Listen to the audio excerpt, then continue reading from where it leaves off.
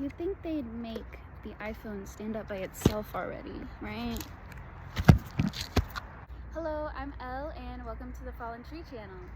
This is a new thing where I'm coming into the woods and breaking up dead things, because I found that this has been such a healing process for me as well. I'm helping Mother Gaia in her time of decay. There's a lot that goes into how this came about, and since this is the first episode, I just wanted to come on here and introduce myself, introduce this podcast. But anyways, let's get into this. So since I was a kid, I noticed that anytime I was outside, if there was a time where I was just kind of sitting, talking to someone, I would always pick up a stick or a leaf or a piece of grass or something and just start ripping it up. And oh my god, there's a hawk. Come here. I wish y'all could see him, but I feel like if I moved he would just fly away.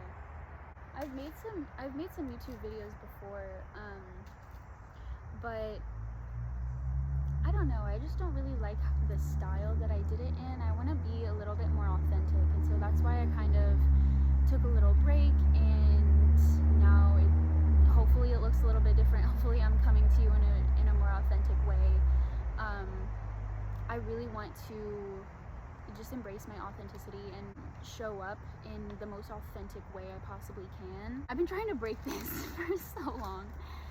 But anyways, I came into a new sense of authenticity, and I just want to share that and show up as her. I had always just done this. It was always a thing. And then probably maybe even just 1 year ago, I noticed that I was doing this while I was with someone else, and then they were doing it. So I noticed we both just do this, so why? And it was so unconscious for us to be just ripping up things. It's just fun, but it was so unconscious. Both of us were just having a conversation, ripping things up, and without knowing even. Then I was do you know why you do this? And they were no, I don't even think about it. And the hawk is still here. That's so cool. This is gonna be a big one. Yeah. It just kind of clicked in my mind. I was what if this is what we're just kind of programmed to do? Our bodies, our physical, our human is programmed to just rip little things up that we find that are dead and decaying, to assist in the decay process, the decomposition process on Earth. And that was I was whoa, dude, I am a genius. I am so good. I am so cool. But the person who I was talking to was just non-reactive to that thought. And I did some shrooms this one time. I was camping out, and I went into the woods. She was calling me. The woods were calling me. I like to go out in the woods barefoot, and so I would always love when I would find a fallen tree, a dead tree, because it would be a little bit of relief for my feet, because there's some pointy things in the woods, some sticks, some of these guys.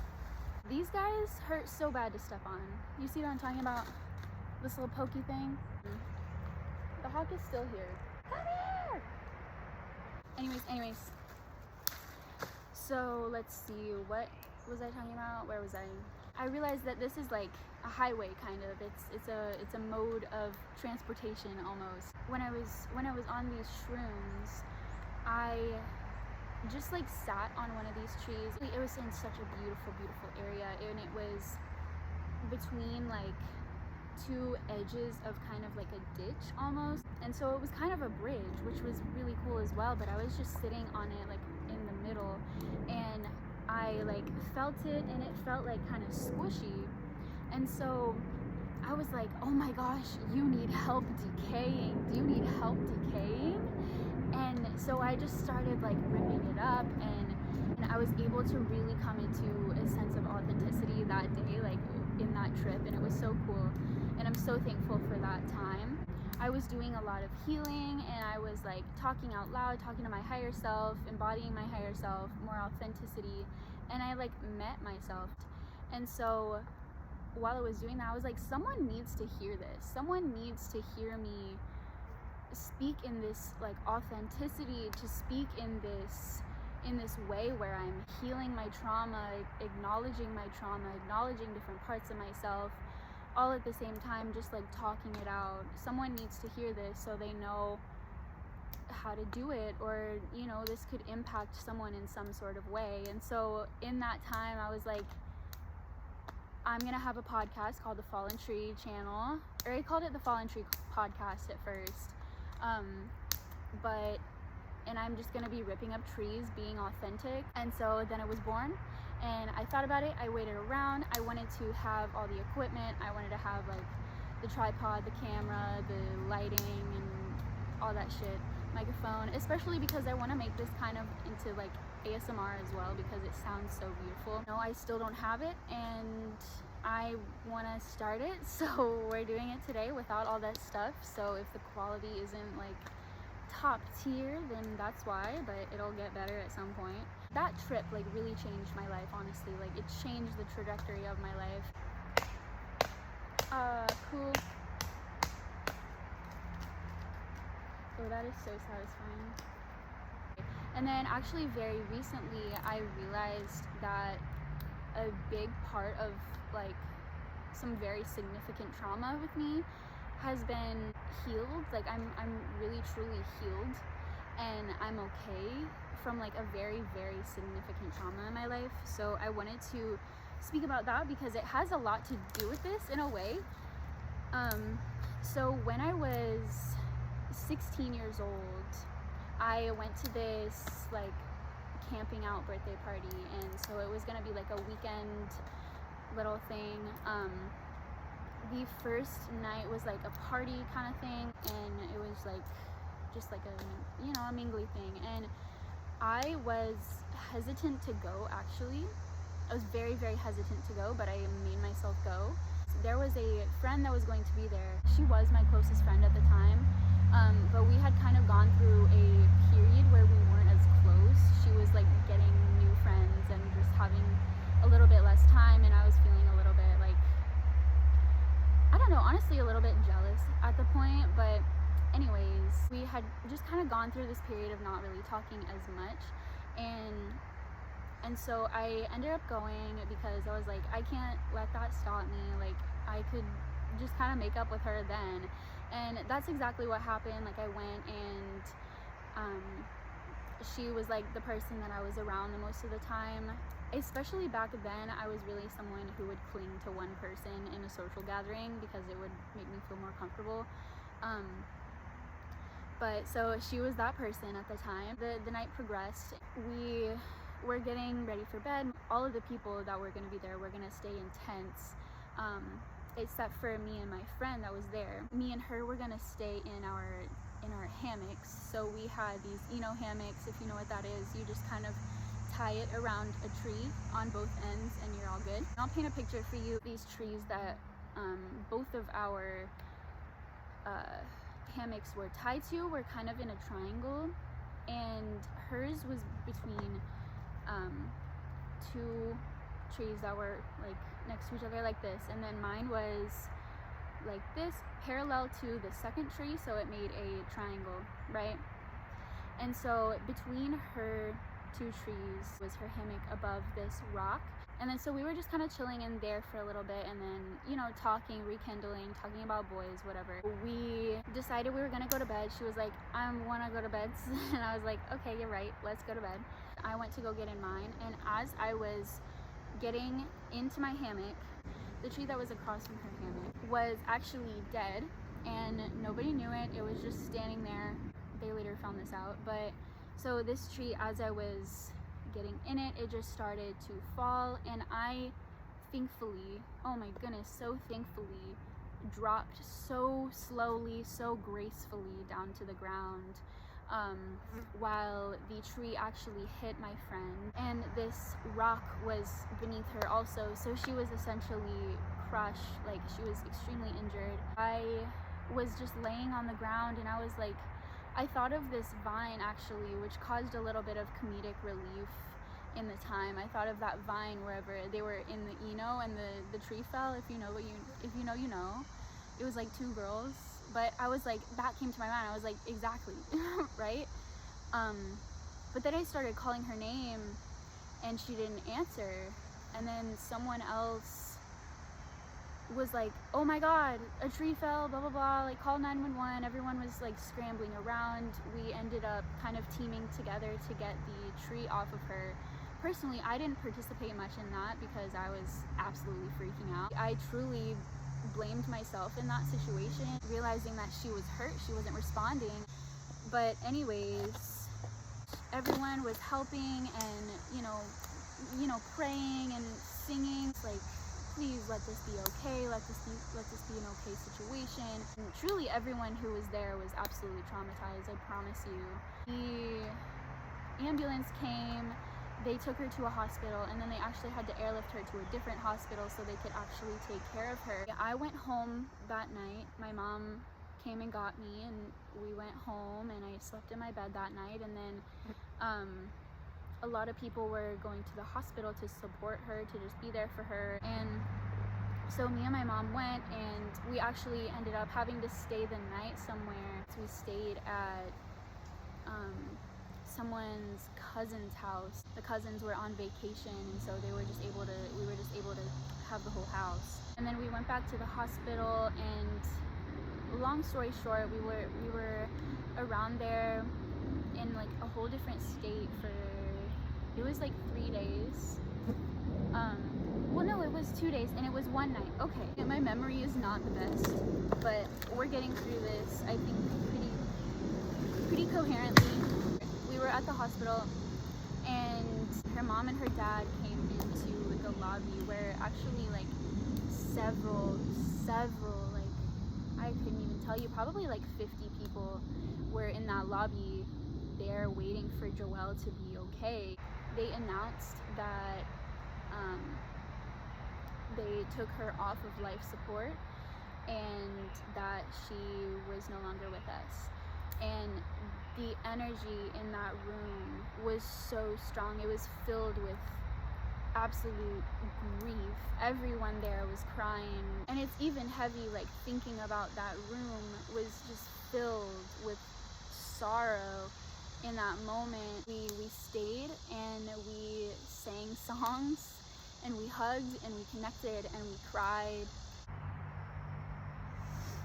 No, we ended up having like a really beautiful experience with her vigil, her funeral, and a lot of the people connected. Like, I made true friendships with that experience, through that experience.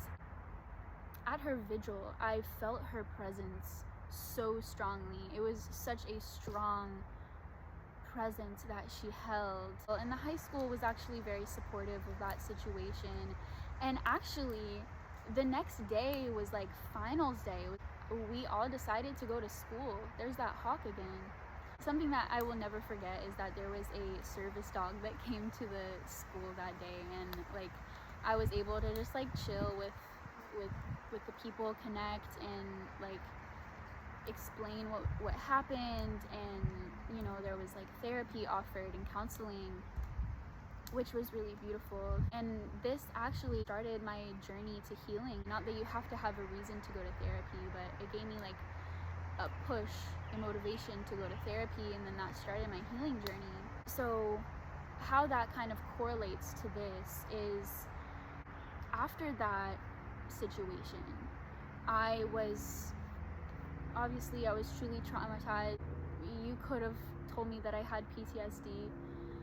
Here's this hawk. He's just flying around me. I love him. But there was like some depression that was caused from this. There was anxiety that was caused from this, and like true panic attacks as well. And And I know that a lot of people who went through that with me experienced that as well. Like, I saw that firsthand. It's like I couldn't like go outside like in this sort of setting at all. Like, I couldn't. I would feel so anxious, and I would, you know, be like, oh my god, like these trees are gonna fall. Like, I feel like I was unsafe, you know, in just the woods. I felt unsafe. And even if I was actually, this road, there's a road that's like visible to right here. This exact road I was actually very afraid of, because it's like only woods for a very significant amount of time on either sides of you when you're driving down here. So I was like really paranoid. And I remember this one time I was with my cousins and my immediate family and my grandma and grandpa, and my cousins were showing us a tree that they really liked to climb. It was like this big tree that their family would always go to, and I was like, oh cool, I'm gonna climb a tree, because I always loved to climb trees when I was a kid. So I was like, yes, bet, we're climbing a tree. And then I remember I got like to a significant point where I was like pretty high off the ground, and I thought to myself, and I even said out loud, oh my gosh, I'm gonna fall. And then like the amount of fear, like it was like an instantaneous anxiety attack, and like I ran down, I rushed down as soon as they possibly could. And so this is, you know, just an example of how I was truly traumatized around trees and afraid of trees. Like, I was afraid of trees. And actually this one time my sister told me, and you know, I feel like this was a bit insensitive, but I did need to hear this. My sister said, you can't be afraid of trees forever. And at the time I honestly was like offended, but I knew that like that was true. Like, I don't want to be the girl who's afraid of trees. I used to love trees. I used to love being in nature, and I don't want this trauma to hinder me anymore in this way. So I was like, you know what, you're right. And I started to like progressively get more and more comfortable being around nature again. It ended up that I am like so in love with nature again. You know, this is such a like fulfilling thing for me to be in nature and to connect with nature, to connect with the spirit of Mother Gaia, and connect with the trees and listen to them and connect with the animals around me and all of that. And it's such a beautiful thing for my inner child to experience this at 22 years old, being so playful with nature. When I was having this experience, this first experience with ripping up the tree, I realized how far I've come, and the fact that I can go from traumatized, afraid, to now like seeing these fallen trees, these dead trees that are just laying on the ground, as a channel for me, as a highway for me, as well as these fallen dead trees allowed me to come up with an idea, like just a very creative pursuit. And so that, like, just that whole connection to me is so beautiful, and it's so telling of how you can use your trauma for good. It's beautiful how it's showing me how we can heal and we can be okay after being traumatized. And that's why I need to be here being my authentic self. I need to be here sharing this message. I need to share this message because a lot of people think that they are stuck and that they are their trauma, and that they have to be traumatized for the rest of their lives, and that they have to explain themselves every time they get triggered, and that they have to deal with anxiety for the rest of their lives, and paranoia and PTSD. Like, it doesn't have to be permanent. And you know, in between, it was a lot of therapy. It wasn't like the easiest thing. It was not easy at all, to be quite frank, to heal. But I am proof that it is possible. my healing journey has been, you know, a lot of ups and downs. It's been very crazy. It's been heartbreaking. It's been even more traumatizing, you know, but I did it. And it's not to say that I'm not sad about it. You know, I cried when I was telling this story because I came into more realization. Every time I tell the story, I feel like I realize more and I remember more about it. My friend never left. I truly believe that she's still kicking it with us and that she's here to support us. And so I feel her energy a lot. I connect with her a lot, and it's been really cool knowing that there's someone on the other side supporting me and that has my back. So there we are. There was a brief intermission because my phone died and I went to go get some sushi. So this is just going to be my little outro.